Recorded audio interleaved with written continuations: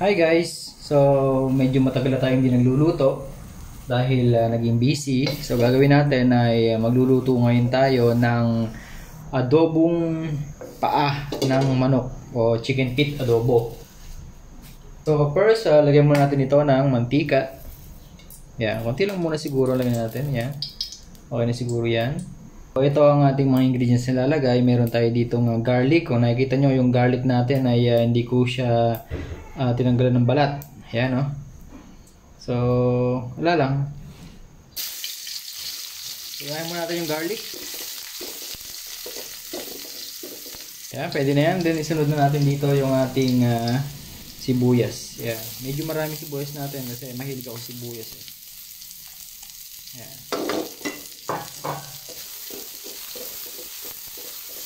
Nakita nyo, ito yung ating chicken feet. Ayan. So, hiniwa na natin yan ng 2 piraso sa bawat isa.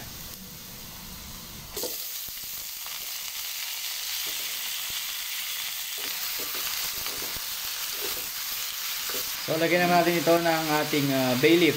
Ayan. Yan, samahan na rin siguro natin ang ating pepper. Ayan.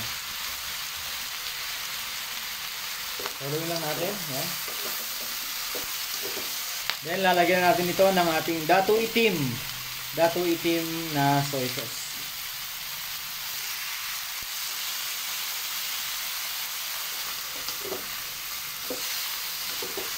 Next naman natin, lagyan natin ito ng oyster sauce. Yan, konti lang muna. Yan. Then next natin ay ilalagay natin ito ng tubig, rambutan.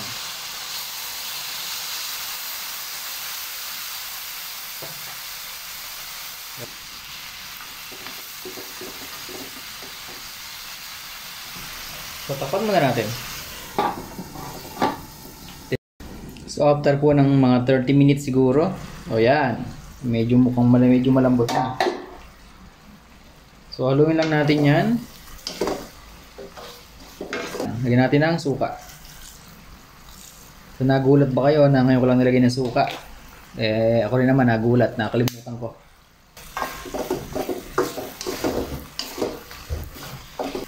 Ito yung huwag niyong kakalimutan, sugar.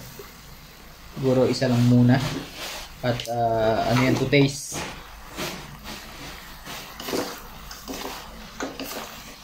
Pag kulang pa, saka nyo na lang lagyan. Then, ilagay na pala natin yung ating chili. So, konti lang nilagay natin na sili kasi nga, yung iba ayaw ng may sili at ayaw na ng manghang.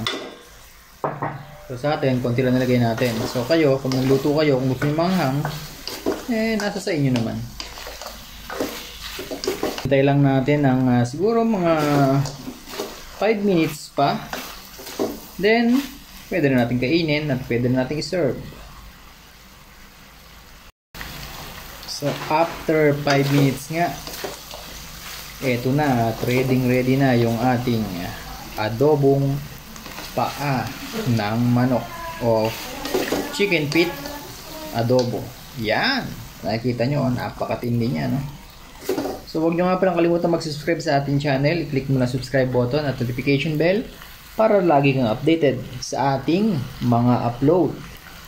Boost! Bye-bye!